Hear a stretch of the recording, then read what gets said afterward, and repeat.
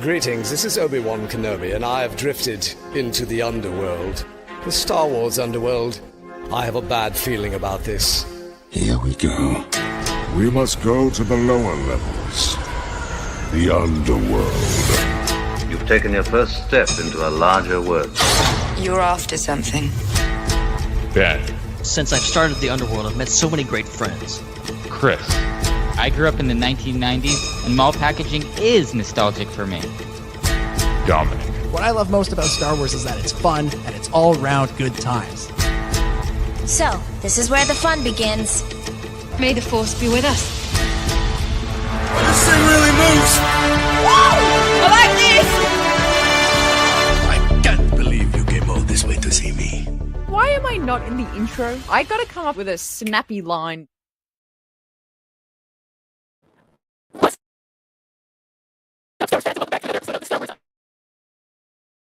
Underworld Podcast. We are your source for latest breaking Star Wars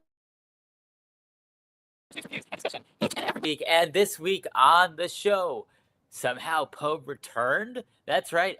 Oscar Isaac might finally be ready to return to Star Wars. That's right. He's ready for a new house. Let's go. Plus an update about the next Star Wars trilogy and what it might be partially inspired by. That's actually very, very exciting. Plus, we have a bunch of hashtag Ask the SWU questions to get to, and might have some time this week to get to it as well. So that's exciting. My name is Chris. Joining me, it's Ben Hart, the Star Wars guy. How's it going, everybody? Good to be here. And it ain't just a kind of a normal. It's just kind of normal. There's just kind of a normal amount of news to talk about today, and so we might talk about some of it. We might spend, as we do, an hour on one thing, and when we get to the questions, or we spend 2 hours on 3 things, and then we don't get any questions. So who knows? You never know what you're going to get, but yeah. So that's some exciting, even something that, as of recording, something that came down today that I'm very excited to talk about. So yeah, it's going to be a good show. Heck yes. Some quick plugs before we continue. Subscribe. If you're watching or listening to us, you can super chat. You can become a channel member and support the channel on YouTube. Check out our Discord. We got game nights. We got watch parties. And check out all the other shows on the Star Wars Underworld Network, the Raeside Uncanny Tales, From Beyond the Galaxy, Tractor Beam, and more. And I know Hannah has like a cool announcement that she's giving tonight. I think it was like either already happening or it probably for most of you will have happened already. So definitely go check it out. I'm not going to say anything, but she's cooking some stuff. There's some stuff happening over there at the Raeside. Definitely go check that out. Exciting stuff there. So make sure you check that out. Of course. All right, let's get right into the news. Yeah. So, well, okay. Let's the one of the bigger pieces of news is kind of a really tragic one, unfortunately. We'll talk about it right off the top here because I think it deserves a lot of attention. For many of you probably don't, maybe you don't know, but Terrence Stamp, who legendary British actor, really like had a major acting career through many movies and stuff and TV shows.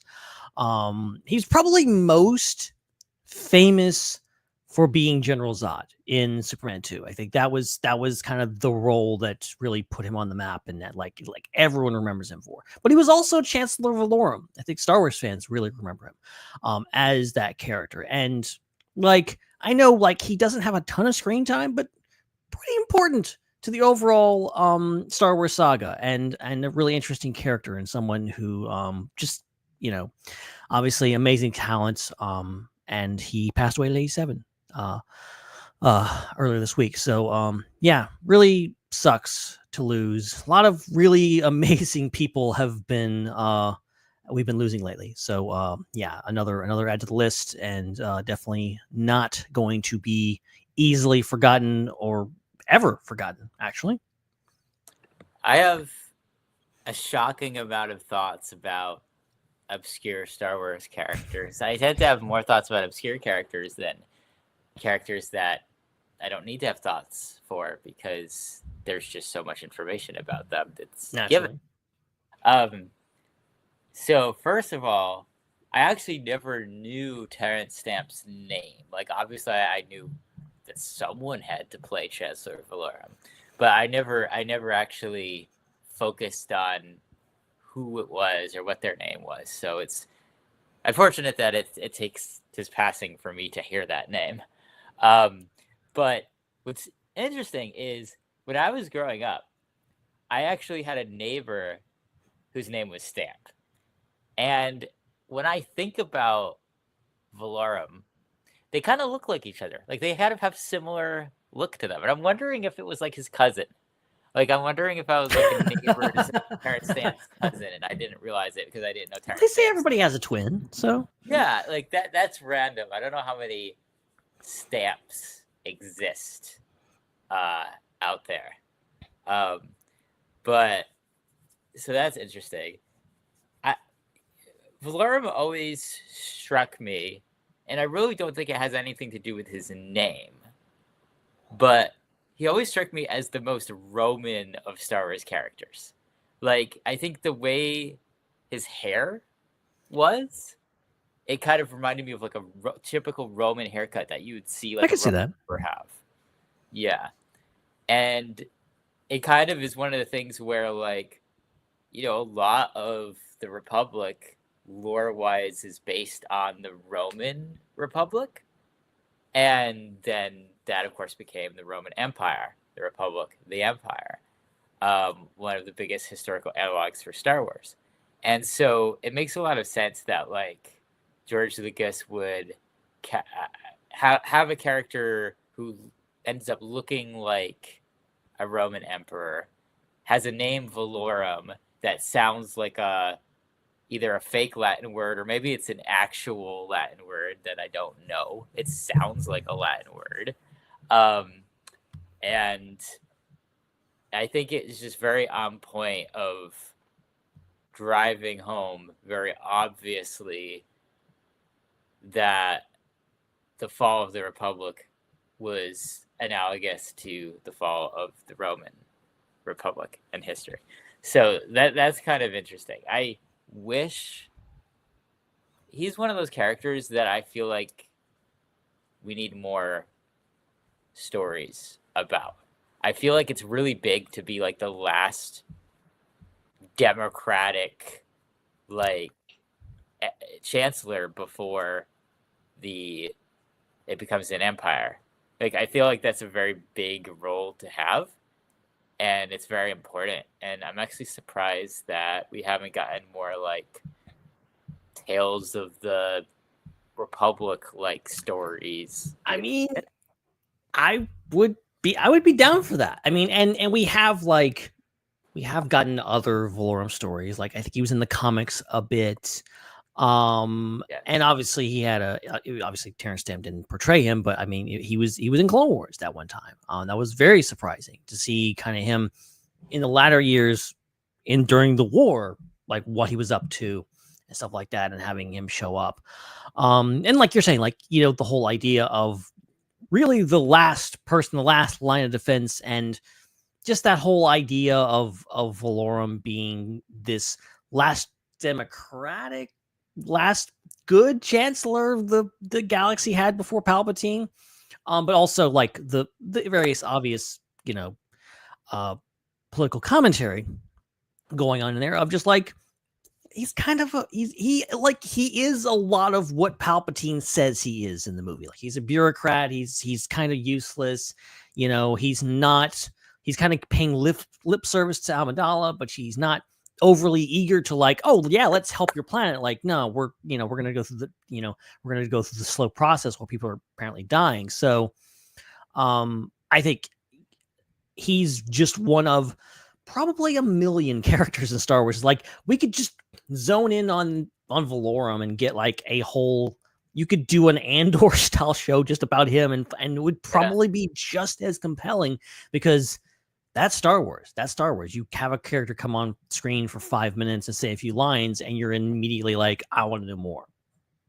Yeah, that they definitely.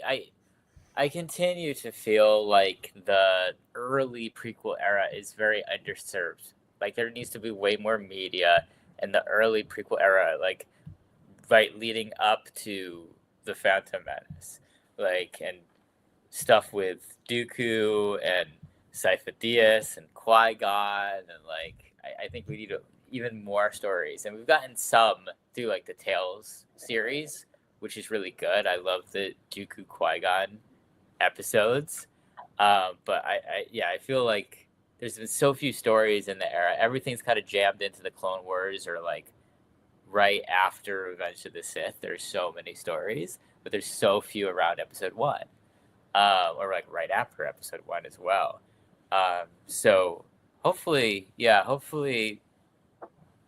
it's unfortunate that it has to come from the actor passing away, but hopefully his name being kind of in the news, the character being in the news, will kind of breathe some new life into the character. Maybe some people who are pitching Star Wars stories or writing Star Wars stories might think, oh, maybe we should put old Finis Valorum in my story, because that would be interesting. I looked it up, so it is a fake Latin name. It's not actually a Latin word. Valor is a Latin word, and then is like a common way to end Latin words. So it's like kind of combining valor and and valor, like it doesn't in Latin. It didn't quite mean like how we view the word valor in English. It meant like a value. So a lot of people have interpreted apparently his name to mean like the end of values, like the beginning the beginning of corruption, because it's not really fully 100% manipulation that Palpatine used to get rid of him. I mean, there was also some things that people did not like about Valorum, and I think for good reason, and I think he definitely left a bit of an opening for Palpatine to come in there and take over. Well, and it's not all that dissimilar to our current political situation, where people will assert that, like, oh, that one guy is the problem, and he's the source of all the problems. We get rid of him, it'll be fine. But then you look at the bigger picture and go like, no, there are many people contributed to this problem, and there's many people along the way that didn't do their job that led to this one person being able to grab power and make things bad. That's all I'm going to say about that. Yeah, so it's fascinating. It's fascinating, and all credit to Terrence Stamp. Like he really brought some gravitas to the role, and I think really made the character interesting. I think that's with a lot of characters in Star Wars. I think it helps to have a great actor kind of really things, because and as we've learned, especially George wasn't big on directing, wasn't big on writing. A lot of the stuff I think the actors really did a lot of the heavy lifting in regards to like breathing life into these characters. So that's a lot of fun. I've never really thought of the Phantom Menace as having the most incredible acting in Star Wars, but I think that's something that is overlooked. Terrence Stamp's performance, because he was in such few scenes, but they all were very fantastic, and I do very much remember how well he played out the scene where there is the vote of no confidence called in him, and then you have all the senators shouting, vote now, and then he just kind of like sits down and is like, like that was actually really good. Like, oh, this is bad. This is really bad. You're able to get more from his body language than from his words, which is great acting. So I think he's definitely, if you made a list of like the top 5 performances of the Phantom Menace as far as just like the quality of acting goes, he might actually make that top 5 list, even though he's in such few scenes, just because he definitely nailed everything that he was in. Yeah. And it's a standout performance in that movie, which admittedly, has it's across the board in regards to acting. There's some great performances, and there's like, oh wow, okay, that's a choice. But yeah, it's sad to lose it. And an anecdote that I'll share, and something that I realized, because I watched. It's probably been at least 10 years at this point. It feels like just yesterday I did this, but like I watched all the Superman movies in a row. I never seen the original ones. We get to Superman 2, and there is a scene where Terrence Stamp playing General Zod shares a scene with the late great Richard Lepar-Matier, who played Conan and Antonio Monti, and they're in the same scene together. Like I think he's like Richard Lepar-Matier is like a newscaster. He's like interviewing Zod or something like that. And it's like, if you haven't seen Superman 2, like it's a pretty good movie, and also just like it's fun to see both of you. Like, oh yeah, it's Marty and Valorum hanging out together. This is pretty cool. So that's a fun little thing, and unfortunately both those guys are no longer with us. So yeah, gonna miss him. I would try to my Valorum action figure, but it would probably take 20 minutes to find that one action figure. But is there only the one? Did they make one in 1999? I feel like that's the only one. I feel like they never went back and did it again. I think it was just in 1999. That makes sense. I feel like they would have had their bases covered back then. Like they would have made, like, he was a big enough character. They definitely would have made him. Like they were making the pod racers and all those guys. Like they went really deep. There was a lot of action figures from 1999. A lot.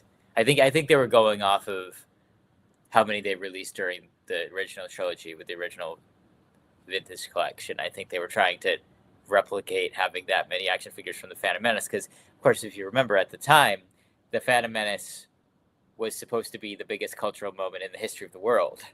So, of course, and it was in a lot of ways, but then in other ways it went culturally in a different direction than people were expecting.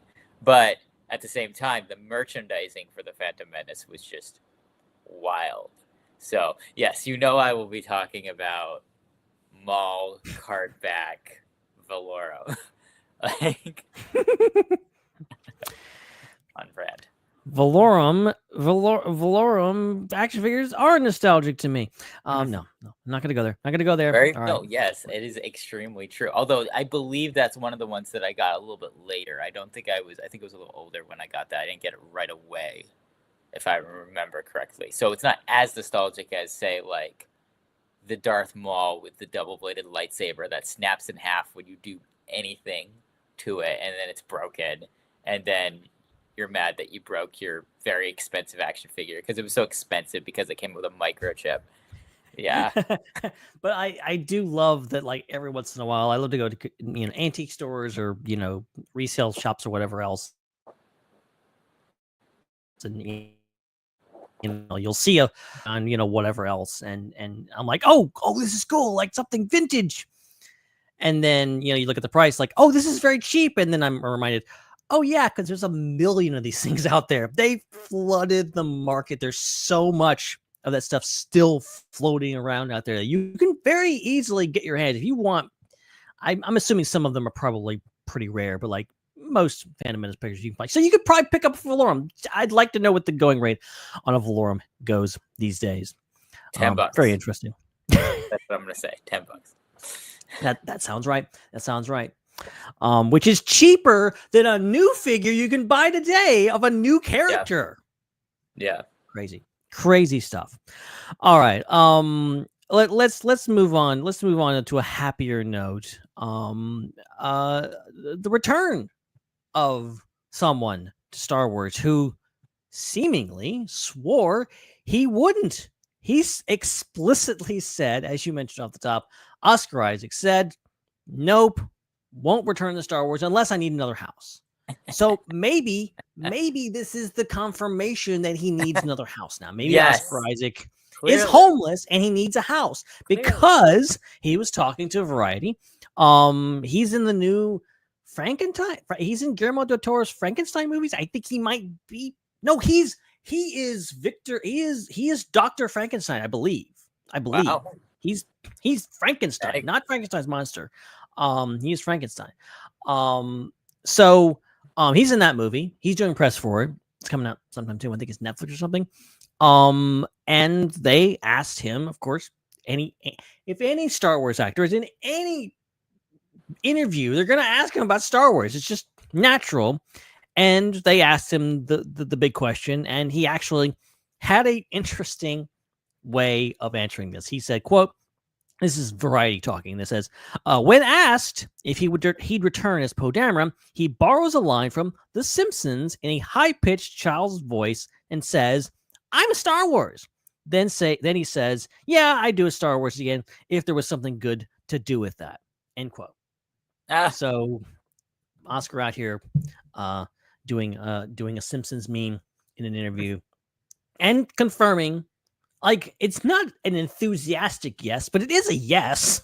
It's not a no. The Rise of Skywalker press, he seemed very tired, and you can't blame him. He seemed like he was done with it at that point. But now it's been almost a decade. He's come back around maybe. So I don't know what we think about this. I'm wondering if things getting better with John Boyega, between John Boyega and Disney, is helping that any. Because you wonder about, like, why he said what he said. Like, he clearly, like, you know, saying I'm not going to be in another Star Wars unless I need to buy a house. You know, he's putting it out there like, yeah, I don't want to do this again. This was not the type of experience I would want to repeat. And you wonder if some of the issues with John Boyega and how they treated Finn's character, and by extension his character as well, Poe Dameron. Yeah. I wonder if that was kind of one of the reasons why he was so burnt out and done and didn't want to, like, go back. And then obviously the stupid quote unquote air quote fan reaction and all that stuff too to some of that. So I wonder if just now that time has passed and it's been 10 years since that first movie came out, that's wild, that there's more perspective there, and then maybe John Boyega Disney repairing the relationship with John Boyega a little bit. I think maybe that's helped, and then kind of seeing maybe Daisy Ridley more active in things with the movie that she's going to be in as well, maybe gives him a little bit of FOMO and desire to return to the franchise. So I can kind of see why. Like, I don't think we'll ever really know unless someone straight up asks him, like, why did you change your tune on this a bit? But I think there's some clues and some good speculation as to why he's kind of changed his attitude about this. And obviously, the reason for his feelings can be a variety of things. It can't just be one. I think one big factor is it's really hard to make a Star Wars movie. Like, it's a lot of work, and you can imagine doing 3 in a row in a very short period. Like, you know, we've talked about it. Like, you know, they make those movies back to back to back. Like, you know, the only way you could quicker do that is if you film them all at the same time, like the Lord of the Rings or whatever else. But that was a lot of work in a very short period of time. And I don't care how much you love Star Wars, it's going to get old. It's going to get to a point where you're just like, I'm done with this. I want to move on to something else. And obviously Oscar has, like, he's had probably one of the more successful actors out of the sequel trilogy. Been doing a ton of different things. So I think, you know, he doesn't need Star Wars. I think Star Wars needs him. He doesn't need Star Wars. He's fine. He's probably got a couple houses. He doesn't need more money. But, you know, that is, I think, and also the fan reaction, the whole shebang with that. And, you know, we saw this with Hayden and Ewan, you know, going back and all the prequel cast of just like how tired they were of what they were going through and what they had to do to make those movies, dealing with the green screen nonsense and all the stuff. And then the fan reaction, which was BS. And then coming through that. And like, I remember being like, oh yeah, there's no freaking way Hayden Christensen will ever want to come back to Star Wars. Like, there's no freaking way. Why would he do that? Like, Star Wars fans have done nothing but hate him for like a decade. Like, it's crazy. And pretty much same thing with Ewan. Like, Ewan was always pretty loved, but still caught a lot of flack, I think. But now look, they were just in a con. They were recreating a lightsaber battle on stage. the two of them, and they couldn't be happier, seemingly. And now we've had seemingly endless amounts of them on screen. So, like, I think never say never. And I think Disney may be talking. I think there's a strong possibility that, like, people are already saying, like, what if he shows up in Starfighter, which I think is a good, I think is a good get. I think that would be interesting. I don't need a cameo. I kind of hope that it's just a standalone movie. I don't need cameos. But if they're going to do it and they want to establish, like, I want to see what those characters are up to. Like, if we're going to go into the future, I want to see what Rey's doing, but I also want to see what Finn's doing. I want to see what Poe's doing. Like, what is life after Exegol? What are they doing after that? That's very interesting. I think Poe is an interesting character of things because, like, obviously he is co-general of the Resistance. What's next for him? Is it General Dameron? Is it Senator Dameron? Is it Chancellor Dameron? Like, I don't know. Very interesting. But I think he'll be back. He'll be back at some point. It may not be soon, but he'll be back. Yeah, definitely.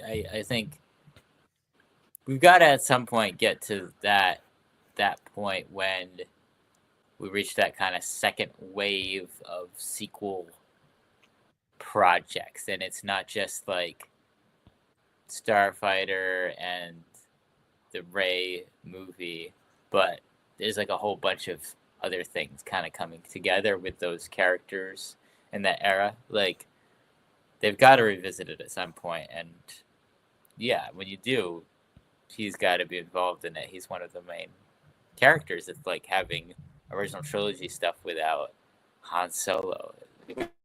So that's good. It's good that he's amenable to returning for that reason. It would be kind of odd if he was not. It would be unfortunate. So that's great. Awesome. Yeah, cool. And speaking of the sequel trilogy and the continuing story, just today, as of recording this, we had a really interesting thing dropped. Written by Cavan Scott, we have a new Audible original. It's a little audio drama, kind of a audio book without the book, if that's the best way to describe it. It's called Star Wars: The Jaws of Jakku. Mouthful, a little bit.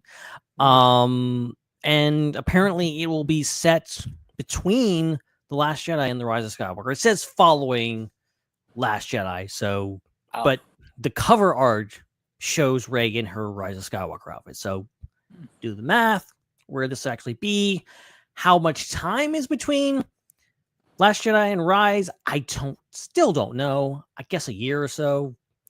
But apparently it's going to be Rey and Finn and BB-8 going back to Jakku. What does everyone want to go back to Jakku? They're going back to Jakku, and there's stuff there, whatever else, which is interesting because it's always, I always find it odd with the tie-in books like that, like doing things. They're like, oh, we're gonna do something significant, like go back to Jakku and these things. But I mean, I think this is the way to do it. I think definitely if you're gonna do this, I think a book like this, especially from someone like Cavan Scott, who's a legend at this point, to come in and do this. And shout out to Cavan Scott. There was people in our comments on Blue Sky were being like, "Why are you doing this? What is this all about?" And Cavan Scott was like fighting them all off in the comments, being like, "Well, actually, I wrote this for my daughters." I'm like, "You are a saint. You are a saint for dealing with these trolls." Thank you, Cavan Scott, for being our moderator today. Wow, that's wild that people would say that, but it's 2025. Unfortunately, people say anything. Yeah, that's exciting. Again, more. It almost feels like there's a tiny bit of momentum building up now that we have on the horizon. It feels like there's more things, more tie-ins coming up. We might finally actually get an appropriate focus on that third era of Star Wars that we've been severely lacking the last 6 years. Yeah, awesome. I think, this is a step in the right direction. And just a little bit. And I want to tell everybody, like, go buy this audiobook. go subscribe to Audible so you can get it, and then it'll show people. I don't know how much Disney is looking at the numbers or whatever else, how much things, because you can obviously go very conspiratorial and say like, oh, they're holding back. It could just be that Kevin Scott just wanted to make this story. His daughters like Rey, and he wanted to write a story for them, and that's fine. And I think that maybe the main holdup is having people like Kevin Scott coming in and being on that side of things and wanting to tell stories like this with these characters. Because now things, but then, also there's going to be tie-in stuff for the Rey movie, and this, we're going into this new era. It's going to be interesting how they handle this, because I thought after Rise of Skywalker was going to be off limits for years. I thought they wouldn't want to go past that, because they really thrive, especially with the comics, with doing stuff between the movies. But now we're moving forward. So very curious to see where this goes. But I think this could be, I'm looking forward to listening to this. It's going to be really interesting. Very exciting. A couple more things. Here let's go through the, I think we got a little Andor stuff. Yes. We can't go on without talking about Andor. The first little bit of Andor lore here is that apparently Bodhi Rook was almost in Andor. Apparently this almost happened. And I say almost, it was Tony Gilroy just throwing stuff at a wall and it didn't actually pan out. This is according to Riz Ahmed talking to Inverse. He says, quote, I spoke to Tony Gilroy about this afterwards. I was like, yeah, thanks a lot, bud. Everyone gets a cameo apart from your old pal Riz. And he was like, actually, I thought about it, but it would have thrown all the timeline off and it would have unpicked a lot of the plotting. And he says, much like Bodhi Rook, I'm willing to sacrifice myself for the greater cause. The story making sense, end quote. So Bodhi's one that I actually half expected to show up in Andor, and I'm surprised he didn't. But I think he could have done it, actually. I think obviously it would have veered into like egregious cameos, which I'm not particularly a fan of. But like, I don't know, there's a cargo ship flies by and you zoom in and it's Riz Ahmed and he's in there and he's doing his thing. Or something more things. I think a lot of people were wondering, like, Galen Erso gets mentioned in season 2. Could you see those scenes kind of play out? But I do think Tony Gilroy knows what he's doing, and I think he probably made the right choice. I think he made the right choice in keeping the focus on, because it is called Andor. The show's called Andor. It was so bloated with so many other characters, not in a bad way, but just all over the place with so many other characters. I think trying to throw in a little cameo may have been a bridge too far, but I still would have loved to see Bodhi. I don't know. What do you think? Yeah, I think literally any of the characters from Rogue One appearing naturally in Andor would have been fine. I think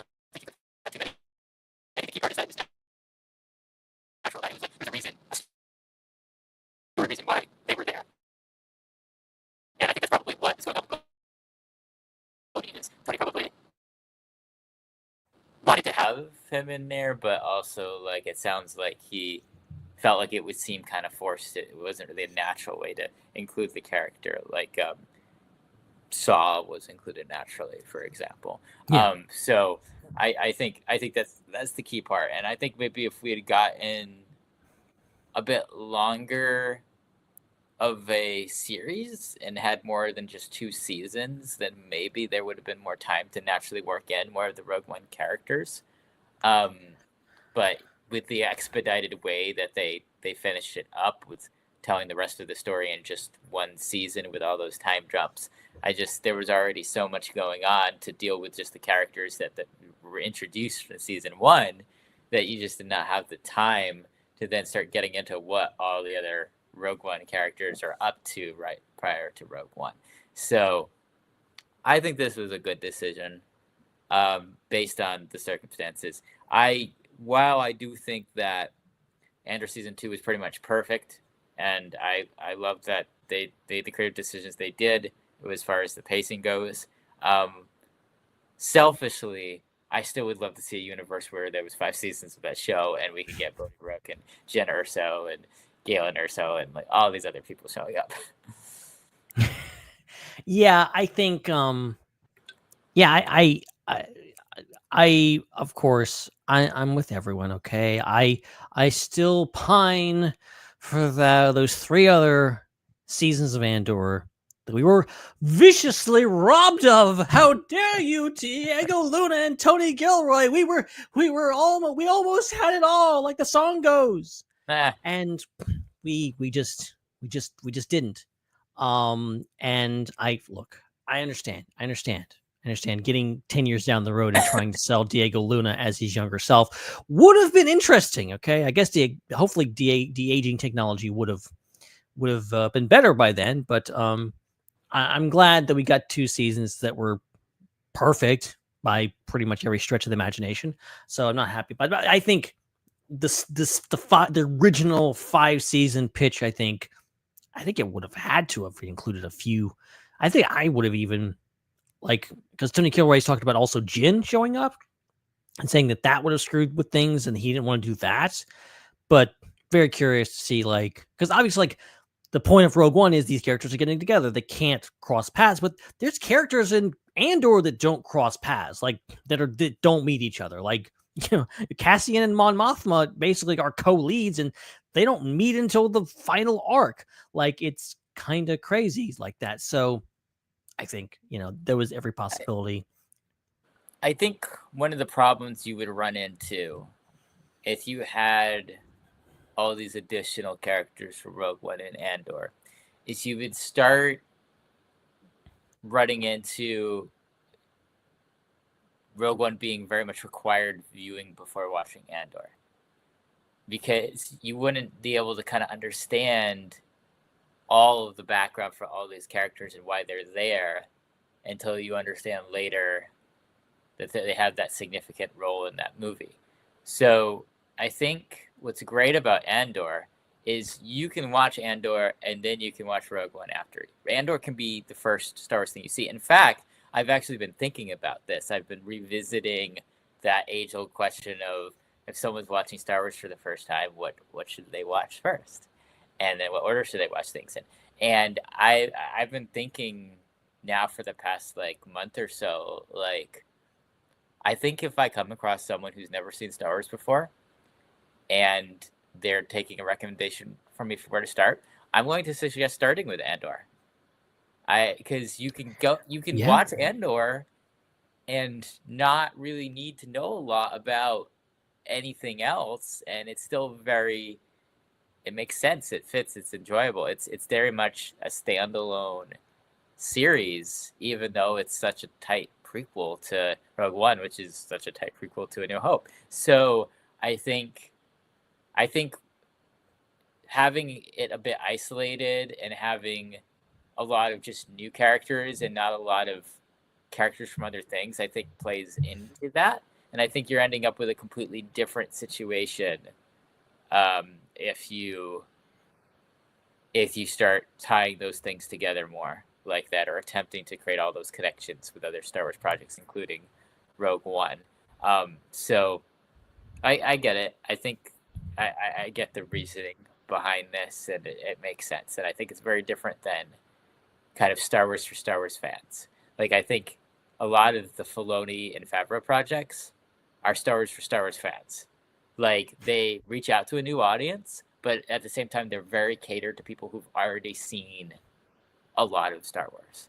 And there's a lot of characters and nods and references constantly to other Star Wars things. I think Andor is different.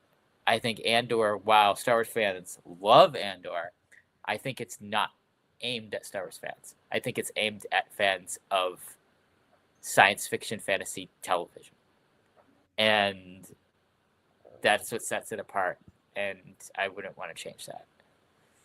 Yeah, no, and I think the fact that Andor, especially recently, and something that we're going to talk about in a second, the promotion machine has continued on, and they're really gunning for some Emmys, and rightfully so.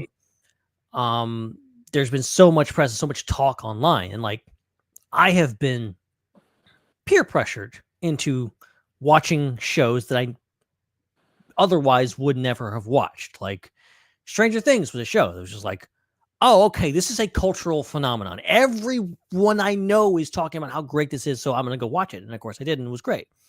I think Andor is going to be that show that like everyone's talking about. Like, if you've seen Andor, like people, preaching the gospel of Andor and telling how great it is, I think there's a lot of people out there that this may be their first Star Wars thing. This may be the first thing they've ever seen Star Wars wise. They may have things like everyone. I feel like Star Wars being the pop culture behemoth that it is, everyone has a little bit of knowledge about Star Wars. They know a little bit about it. They know something. They've been exposed to it somehow. There's very few people that just know nothing. But I think, the people that have seen Star Wars, being that there's so much Star Wars now, I think it's a bit more of a thing where it's a little intimidating for people, I think, coming aboard. Like, where do I start? Andor is a good place to start, honestly. And somebody pay me, okay? I want to do a study. Somebody pay me to do the job, do the study where just sit down and watch Andor, then watch everything else Star Wars, and then I want to interview them and figure out what they thought. Because I'm already thinking about like just the whole idea, just the simple idea of watching Andor going into Rogue One and how that experience is, and how people will now apparently watch Andor before, even Rogue One is the reason Andor exists. You would naturally go back to Andor, watch the full story going in and you'll have a completely different experience. Getting that, and then like, oh, watch Andor season 1, season 2, watch Rogue One. Oh, watch A New Hope. Watch Empire Strikes Back. Do the machete order. Go back to Phantom Menace, Attack of the Clones, Revenge of the Sith. Just do the whole thing. And like, how is that experience for somebody that's never seen Star Wars before? It's fascinating to think about. And as we say, like, any piece of Star Wars can be someone's first piece of Star Wars. Like anything. Rebels, Acolyte, Mandalorian, anything. Like, I think Mandalorian being there was so huge was probably a lot of people's first Star Wars. It's all valid. I think Andor is up there as probably one of the most valid ways to start your Star Wars experience. Yeah, 100%. So, yeah, in all this retrospect, all power to no second guessing the decisions made, and yes, definitely deserves a lot of Emmys, and I'm glad that it was nominated for many, many. Right. And something I'll mention right off the top, this is something that we can't show it here, but you definitely should go find this and go look at it. And if you got a physical copy of this, I don't like you, okay? I'm jealous of you. They've released a Andor for your consideration Emmy. They're calling it a zine, which is basically just like this paper magazine thing with just a whole bunch of stuff. It's got like photos of Andor. It's got new information, but it's kind of in universe. There's like a Gorman propaganda poster in there. There's a lot of great art. I think on the cover, one of the covers, something is of Mon Mothma, like another propaganda poster. It's crazy. There's a picture of a Gorman dog in there. Wild stuff. So definitely, go seek that out. I think it's on StarWars.com. I think it's linked. If not, you should be able to find it. And I know there's a whole Disney for your consideration. I stumbled upon this. I was just looking around and I found that there's a whole for your consideration Walt Disney Company site for all their shows, one for Andor. And like, there's a whole bunch of behind the scenes documentaries and stuff. You can listen to all the music from the show in there, just like for free. And so, yeah, it's pretty incredible. And, yeah, they're really gunning for those Emmys. So, and as they should. This thing is so cool. This thing is so cool. I want to talk about this even. Like, I'm looking at it right now. There's like one page that's all the handmade micro props. So all the props that are just really, really tiny. And there's like, they're so like retro futuristic, like cassette futuristic. And that's one of the things that I love about the show is that it continues that sci-fi aesthetic of Star Wars of like 1970s sci-fi. and in 2025. And so this really shows that you've got kind of like a grocery store, a picture of all the props in the grocery store. Like, I'm pretty sure there's like cartons of Nuna eggs or whatever. Yeah, that sounds right. That sounds right. But also, you know, some of this stuff, when I'm looking at it, I'm like, I know what this is. Like, there's this one drink that's like, I think like a Japanese drink that I recognize, that I feel like they just like relabeled or something in there. Which they tend to do, yeah. Yeah, but yeah, it's cool. It's cool seeing that. I'm pretty sure on the top of the shelf are wasabi peas. I'm pretty sure those are wasabi peas. So that's really cool.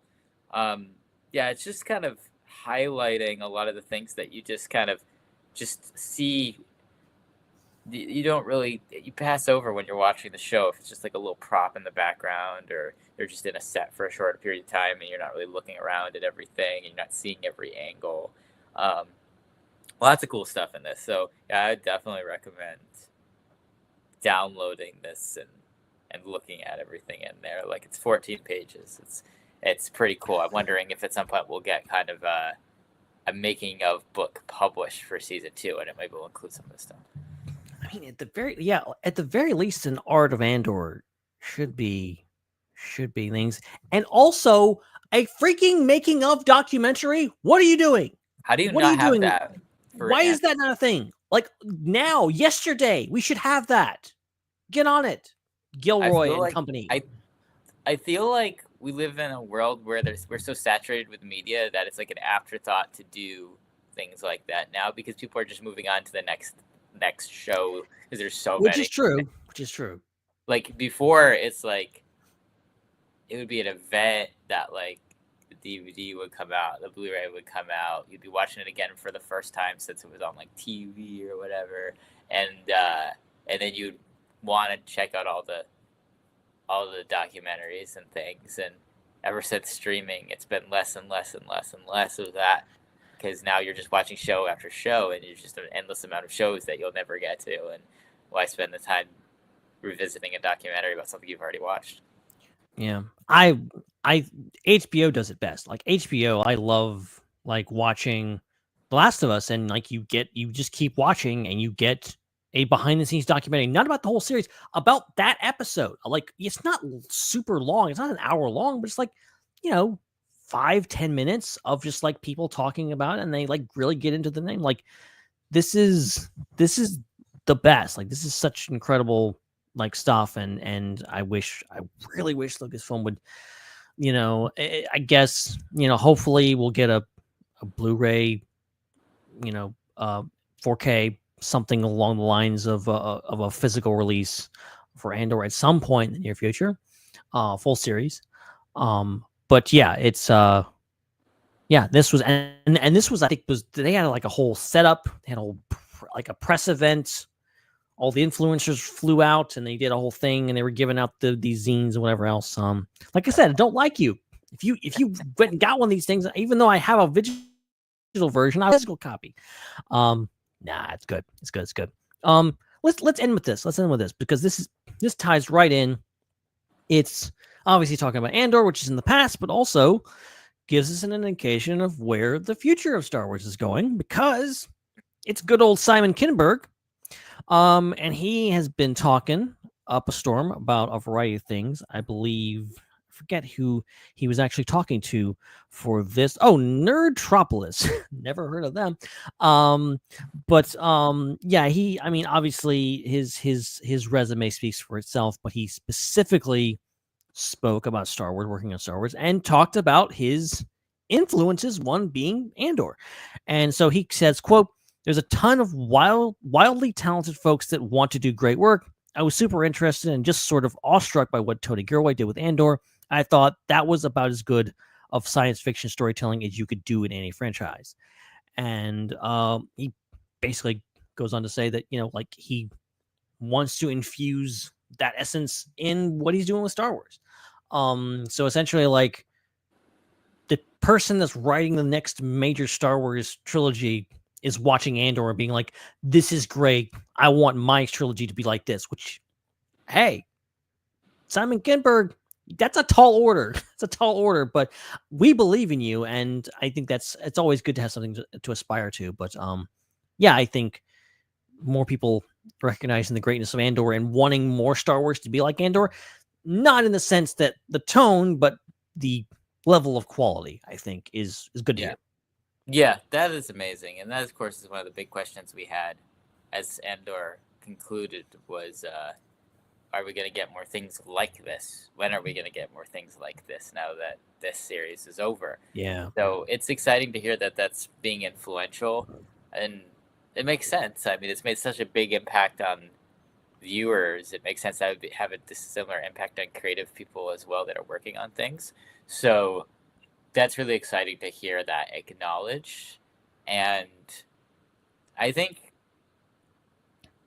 what makes Andor great is, again, that it's going back to the craft of like filmmaking first. And it's using Star Wars as a vehicle to make art, narrative art. And I think a lot of times people start with Star Wars first, and then they use filmmaking as a vehicle to get a Star Wars story out. Like, here's the story. Now we need to depict that story. Whereas I feel like Andor is very much like made for the purpose of making a show. And it just happens to be Star Wars. And Star Wars was like the reason why it got funded, and there was so much money thrown at it. And there was such a built-in audience for it, and it was so easy to market. But so I hope a lot of people approach, including Simon Kinberg, future Star Wars projects that way of like, we're not just trying to turn out more Star Wars. Like, we're using the opportunity of the popularity and money behind Star Wars to create something artistic and pushing boundaries forward in whatever genre and medium it's in. Like, I hope that continues to be the case, because that's the best thing that I think could happen to keep things fresh and not just rehashing the same types of stories and types of ways of telling stories. Yeah, and like, and we've gone on record. I think we're kind of all on the same page here. Like I specifically like I agree with everyone on the internet that like Andor is great, and I want more Star Wars to be like Andor in essence, but I don't agree with everyone that's like all Star Wars should be exactly like Andor in tone and everything. It should be dark and gritty. I'm just like, no, Star Wars should get pretty boring and uninteresting pretty quick, at least to me. If single thing was like Andor. I love the diversity in stories we're getting. I love the diversity in stories we've gotten just recently with, argue the quality of these shows all you want, but like, the fact that we got The Acolyte, we got Skeleton Crew, we got Andor all in kind of a space of a year, and they're all such different shows. I love that. I love that Lucasfilm was willing to do that and pushing the boundaries on what you could do with Star Wars. And so I do hope that Kinberg is taking this to heart and being like, and I want, because like, yes, obviously there has been trouble with the writing. There has been problems with the storytelling. There has been major qualms that I've personally had with how certain shows have been, production-wise have been done. And I'm just disappointed about that. And I want Andor to raise the bar and to be like, this is the new high watermark. This is something to inspire to. And I hope Kinberg takes that to heart and pushes that. And I hope whatever he does, he's, in my opinion, his Rebels episodes are some of the best Star Wars we've gotten in this era. So he can do it. Anybody that's like, well, he directed Dark Phoenix, like, don't judge a filmmaker by their worst moment. Like, come on, like, give the man a break. He is a talented filmmaker. He's supremely qualified to do this job, and I'm very curious what he can actually do with this and what it's going to be. So And the fact that he's looking at Andor being like, I want mine to be as close to this. I'm like, do it, man. Do it. Love to see what you can come up with. Just make it and release it. Don't tease us. I don't want this to get canceled in 5 years. Jeez, man. Yeah, no one's allowed to talk about Star Wars movies. Just tell us that it's in theaters tomorrow and we'll go see it. That's all I want. Yeah, don't. Either it's happening or just don't talk about it, okay? I feel like you're going to jinx it. Talk too much about that Rian Johnson trilogy and look where it got us. Oh, dear. Jeez. Okay. I think we got a couple of moments for a couple of questions from the audience. Yes. So let's get something from Gilster10, who says, completely off topic here, but that's the best kind of question. It just throws us out in left field. And also, it's not Gilster's fault. Like, we probably had this in our notes for 3 or 4 weeks, because that's how it works around here. But they say, outside of a brief appearance in the Bad Batch and Aftermath, what is the Empire's relationship with the Zygerians? Do they help rebuild their slave empire behind the scenes, or were they wiped out because they were allies of the Confederacy? If there was a planet that deserved to be bombed from orbit, Zygeria would be my number one choice after they remove all the slaves. Yes, obviously we don't know the answer to this. They do seem to be doing some stuff after the rise of the Empire in Bad Batch, and you literally have Palpatine on screen in Clone Wars being like, yes, slaves, yes, we're gonna do this and things. So I think they're definitely on Palpatine's good side. Because if it's bad, if it's really, really bad, Palpatine wants in on it, just generally speaking. So I think the Zygerians probably did all right. I'd be very curious to see how did they fare during the Empire and how did they fare after that? How does the New Republic deal with slavery? We know the Republic was pretty useless about getting rid of slavery in the galaxy. I would hope the New Republic would be a little more outwardly thinking or at least trying to do some more, but also they've proven to be even more useless than the Republic in certain degrees. So yeah, I don't know. Any thoughts on this? Yeah, that is the more interesting question, definitely, because the Empire doesn't care. They just want to make money and keep power. So people being slavers isn't gonna negatively impact that goal. And if people suffer in the process, then A+ for Palpatine. Yeah, it's just a matter of a deal. I feel like I'm borrowing from reality what I'm saying. If they can make a good deal with the Empire, then they're gonna be okay. But yeah, the New Republic, I mean, gosh, talking about how the New Republic would deal with the Zygerians is kind of just a drop in an ocean of questions about the New Republic, because it's just so under explained what's going on with the New Republic and its impact on the galaxy. So in general, I would take a step back and just say, we just need more stories about the New Republic in general and what's going on, how it's run, how it controls things, what it's not controlling, how it's interacting with day-to-day people. I would think we just need more of that. So Zygeria, that would be an interesting way to tell that story, is having a story about the New Republic and Zygeria. That would be very fascinating. Yeah, because I think obviously galactic politics is complicated. And obviously the Republic was all about they're in Hutt space. That's not in our territory, but what happened with Jabba and all that kind of stuff, and the fact that the Hutt Council seemingly is not around anymore. How does that go about, and all this kind of stuff? And I don't know. I think and the role of the Jedi in that too, of I would hope a renewed Jedi Order under the leadership of Luke Skywalker or whoever would be no, we're not going to be beholden to the Republic or any politics.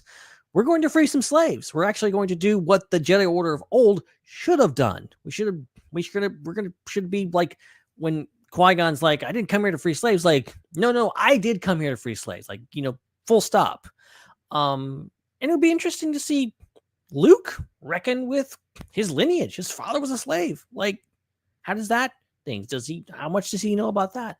There's a lot of really interesting questions that I don't know if they'll ever get answered, but I think there's a lot of storytelling potential, especially in the Mandoverse era, of like what's going on with that.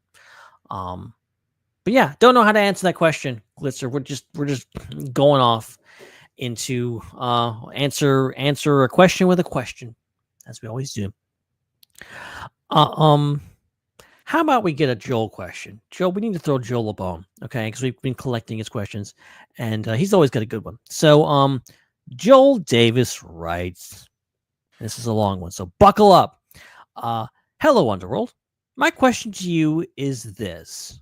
Do you find it funny that without supplementary material and later the post-Andor expanded universe, an audience member would have no idea what the Rebel Alliance is actually fighting for?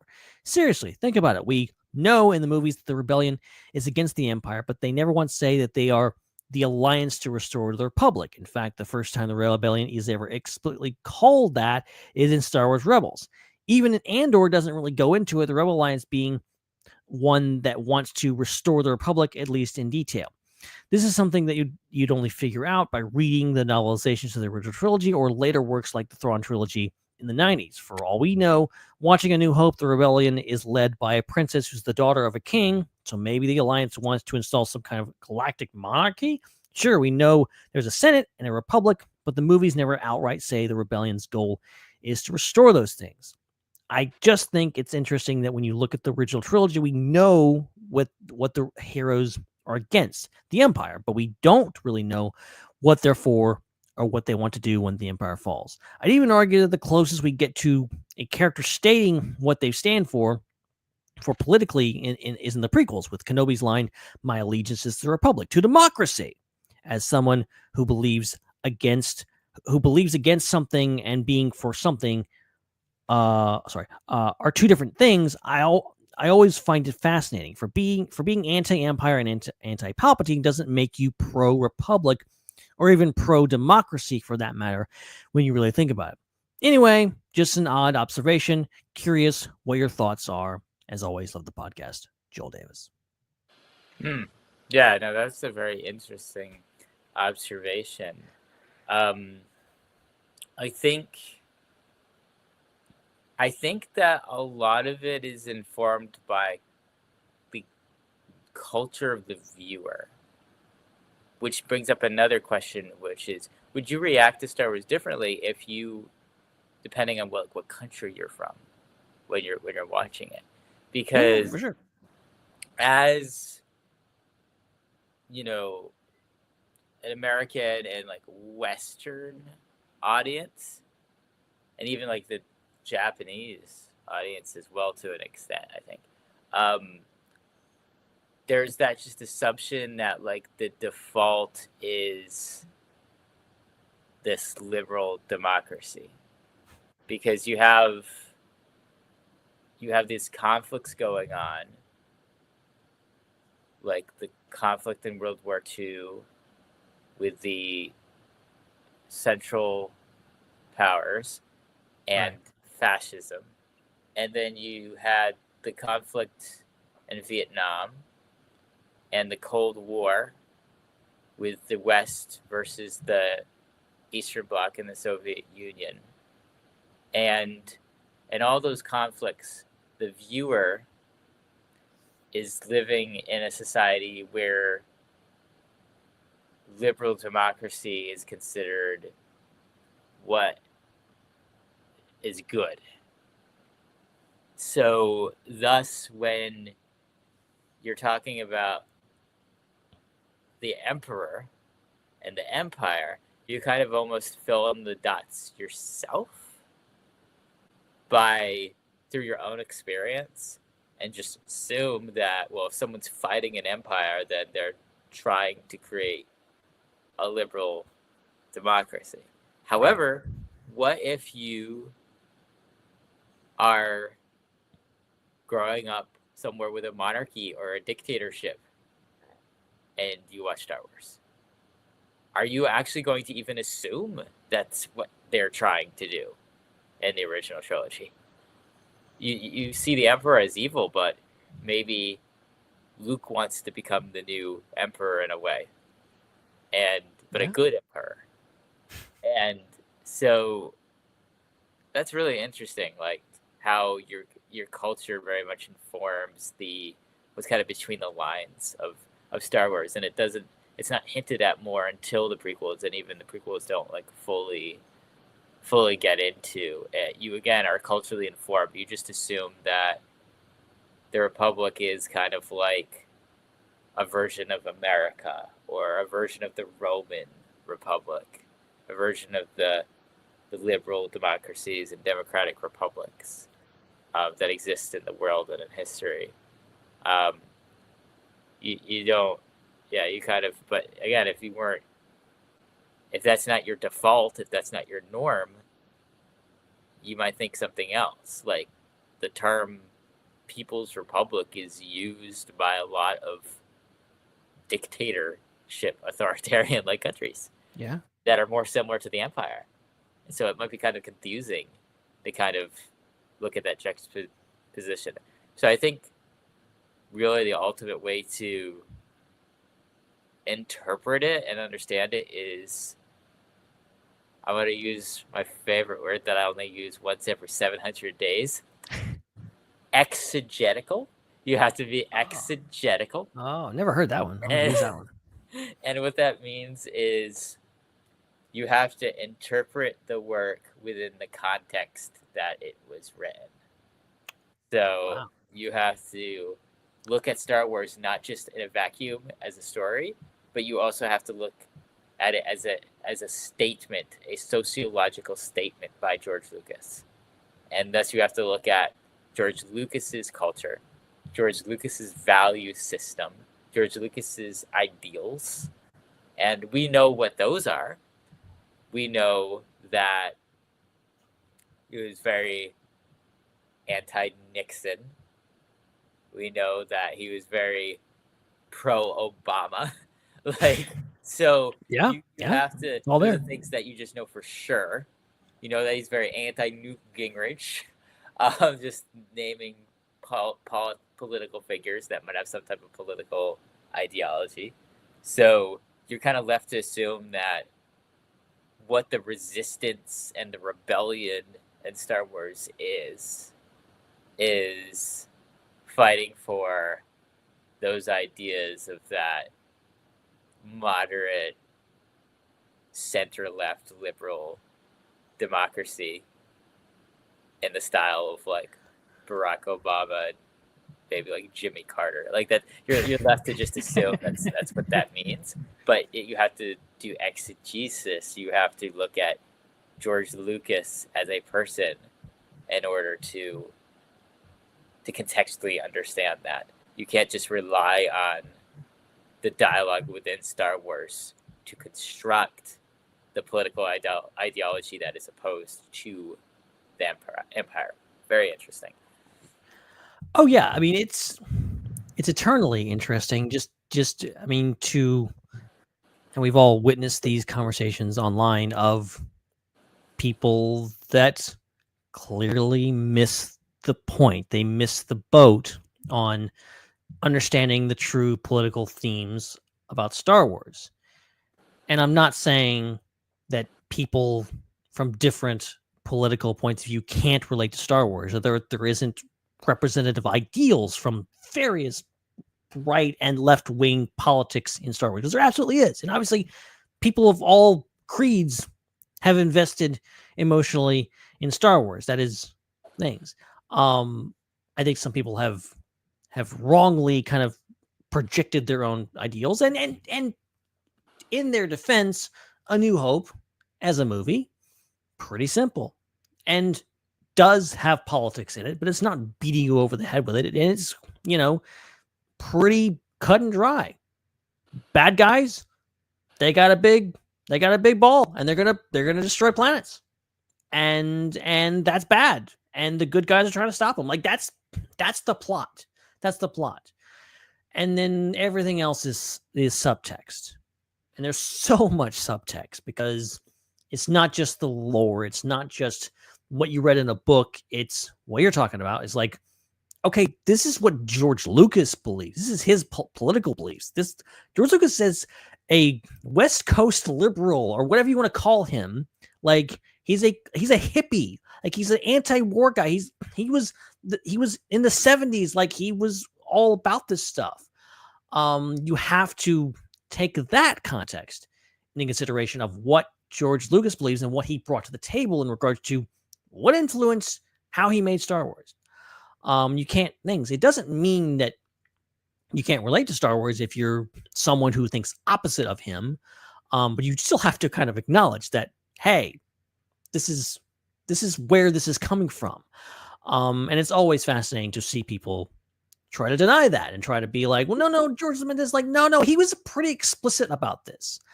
But, and going back to Joel's question, like, it is interesting that, it is very easy to be anti something. It's very easy. You see this in the real world all the time.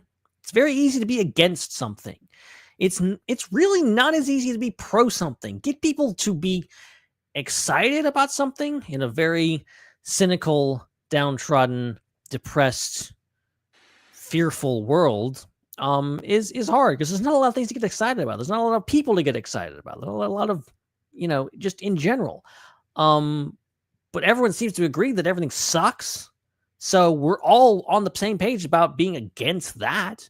I think that's kind of what the Star Wars galaxy is dealing with. It's just like, this sucks. The Empire sucks. We're all on the same page.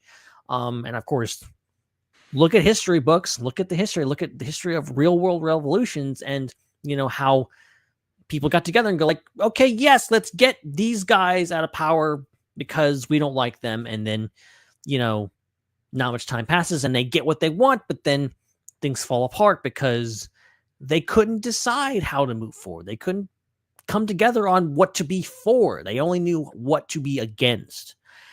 And I think that's actually interesting, the fact that doesn't happen in Star Wars.